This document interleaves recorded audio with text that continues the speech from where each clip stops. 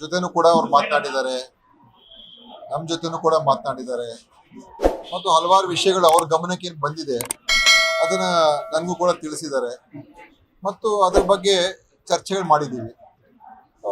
ಅಷ್ಟೇ, ಅದು ಬಿಟ್ಟರೆ ಇನ್ನೇನಿಲ್ಲ ಅಂತ. ಈಗೇನು ಬಹಳ ವಿಶೇಷವಾಗಿ ಇನ್ನೇನು ಹೇಳುವಂಥದ್ದು ಏನಿಲ್ಲ. ಹಲವಾರು ವಿಷಯಗಳು ಅವ್ರಿಗೆ ಏನು ಗಮನಕ್ಕೆ ಬಂದಿತ್ತು ಅದು ಒಳ್ಳೇದು ಕೆಟ್ಟದ್ದು ಎಲ್ಲವನ್ನೂ ಕೂಡ ಹೇಳಿದ್ದಾರೆ.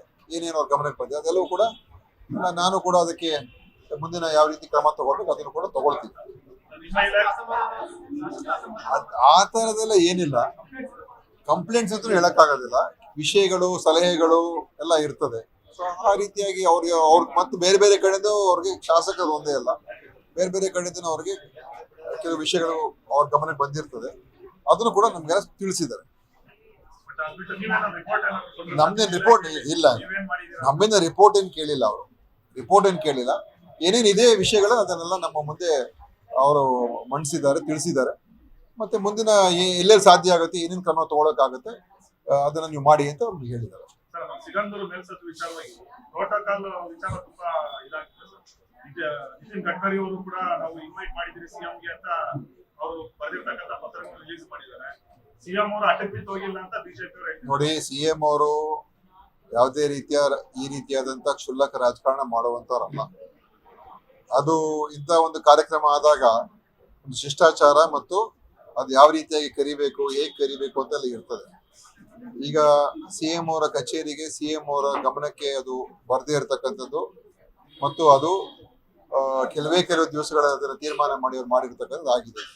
ಆದ್ರಿಂದ ಇಂಥ ಒಂದು ಕಾರ್ಯಕ್ರಮಗಳಾದಾಗ ಒಬ್ಬ ಪ್ರಧಾನಮಂತ್ರಿಯವ್ರನ್ನ ಕರಿಬೇಕಾದ್ರೆ, ಸಿಎಂ ಅವ್ರನ್ನ ಕರಿಬೇಕಾದ್ರೆ ಅದಕ್ಕೊಂದು ಪ್ರೋಟೋಕಾಲ್ ಇರ್ತದೆ, ಒಂದು ವ್ಯವಸ್ಥೆ ಇರ್ತದೆ. ನೀವು ಇವತ್ತು ಫೋನ್ ಮಾಡ್ಬಿಟ್ಟು ನಾಳೆ ಬಂದ್ಬಿಡಿ ನಾಳೆ ಬಂದ್ಬಿಡಿ ಅಂತ ಹೇಳಿದ್ರೆ ಆಗೋದಿಲ್ಲ. ಅದಕ್ಕೆ ಒಂದು ಗೌರವಯುತವಾಗಿ ಕರಿಬೇಕು, ಗೌರವಯುತವಾಗಿ ನಡ್ಕೋಬೇಕು. ನಾವೇನು ಕೇಂದ್ರ ಸರ್ಕಾರದ ಜೊತೆ ಕೇಂದ್ರ ಸರ್ಕಾರದ ಕಾರ್ಯಕ್ರಮ ಆಗಲಿ ರಾಜ್ಯ ಸರ್ಕಾರದ ಕಾರ್ಯಕ್ರಮ ಆಗಲಿ ಎಲ್ಲದರಲ್ಲೂ ಕೂಡ ಜನರ ದುಡ್ಡಲ್ಲಿ ಮಾಡುವಂಥದ್ದು. ಅದಕ್ಕೆ ಆ ಶಿಷ್ಟಾಚಾರ ಪಾಲನೆ ಆಗಿಲ್ಲ, ಅಷ್ಟೇ ಸಿಎಂ ಅವ್ರು ಹೇಳಿರೋದು. ಅದನ್ನ ನೀವು ಬೆಳೆಸ್ಕೊಂಡು ಹೋಗ್ಬೇಕು ಅಂತ ಸಿಎಂ ಅವ್ರು ಏನ್ ಹೇಳೋದು, ಮುಂದೂಡಿ ಇನ್ನೊಂದ್ಸಲ ಇನ್ನೊಂದ್ಸಲ ಮಾಡ್ಕೋಬಹುದಾಗಿದೆ. ಅದೇನು ದೊಡ್ಡ ವಿಷಯ ಏನಾಗಿರ್ಲಿಲ್ಲ. ಒಂದ್ 2-3 ದಿವಸ ಅಥವಾ ಒಂದು ವಾರ ಮುಂದೂಡಿದ್ರೆ ಏನೂ ಆಗ್ತಾ ಇರಲಿಲ್ಲ. ಆದ್ರೆ ಅವರು ಇವತ್ತು ನಾವು ಮಾಡಿದ್ದೇ ಸರಿ ಅಂತ ಅವ್ರು ಹಠ ಮಾಡ್ಕೊಂಡು ಹೋದ್ರೆ ಅವ್ರಿಗೆ ಬಿಟ್ಟಿರುವಂಥದ್ದು. ಶಿಷ್ಟಾಚಾರ ಎಲ್ರಿಗೂ ಅಪ್ಲೈ ಆಗ್ತದಲ್ಲ. ಈಗ ಗೊತ್ತಾದ್ಮೇಲೆ ಸಿಎಂ ಅವ್ರ ಪತ್ರ ಬರೆದಾದ ನಂತರ ನಾವು ಅದನ್ನ ಲೆಕ್ಕಕ್ಕೆ ತಗೊಳ್ಳೋದಿಲ್ಲ ಅಂತ ಹೇಳಿದ್ರೆ ಮತ್ತೆ ನಾವೇನಂತ ಹೇಳ್ಬೇಕು ಅದಕ್ಕೆ? ಅವರ ಅಹಂ ಅಷ್ಟೇ ಅದು. ಈ ತರ ವಿಚಾರದಿಂದ ಕೇಂದ್ರ ಸರ್ಕಾರ ಮತ್ತು ರಾಜ್ಯ ಸರ್ಕಾರದ ಸಂಬಂಧ ಹಾಳಾಗ್ತಾ ಇದೆ.